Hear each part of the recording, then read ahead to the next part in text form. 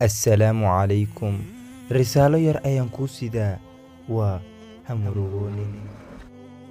Ha ka murugoonin shay kaa tagay ama shay aad heli weysay, laakiinse waxaad ka murugootaa ka gaabinta aad ka gaabisay Rabbigaaga subxaanahu wa tacaala. Rabbigaasoo ku quudinaya, kuna waraabinaya, aana kaa hilmaamaynin naxariistiisa. Sidaasoo kale, naxariista Alle way furan tahay mar walbo, dembi dhaafkana waa uu kuu furan yahay. Waddada waa ay kuu furan tahay inta ay naftu ku jirto jirkaaga. Ha ka quursan cafinta Allah iyo naxariistiisa iyo in aad u dembi dhaaf weydiisato xaggiisa.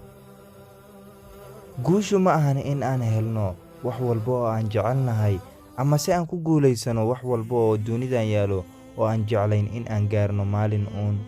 Laakiinse guushu dhabta ah waa in uu Alle subxaanahu wa tacaala naga raali noqdo, uuna nagu xifdiyo jannooyinkiisa nicmada badan.